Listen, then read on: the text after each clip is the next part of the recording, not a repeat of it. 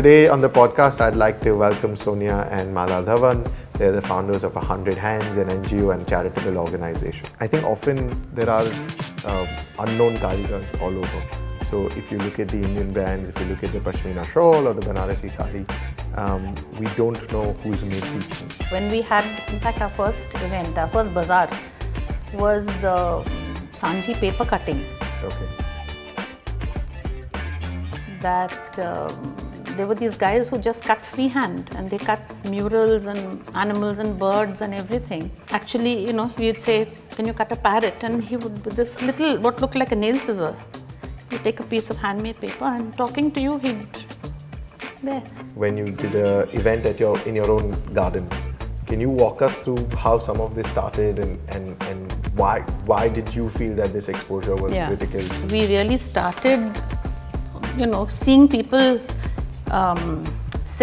try to sell their products in their own home surroundings, in the rural surroundings, which was really when we started off with foods.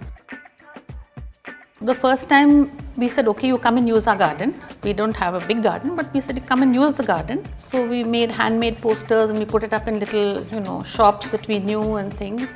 And it was to be, I think, a 3-day event, if I'm not mistaken. And by the end of the first day, they were sold out. We like the artists to keep having workshops as well, in a bit of a spot sometimes, to show how difficult it is. I mean, something as simple as block printing, the different techniques. It's not that you just chapoed it. The project actually started with the psychiatric patients at the mental hospital, Nimhans in Bangalore. The idea was part of it to be both therapy as well as vocational training.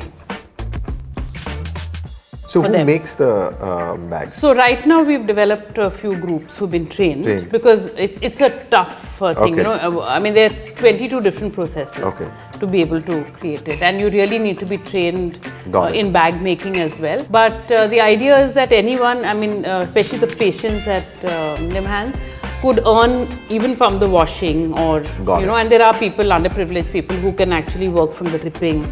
So any process you can come into. Got it. So anyone who, even corporates are looking at a CSR initiative, you know, could support.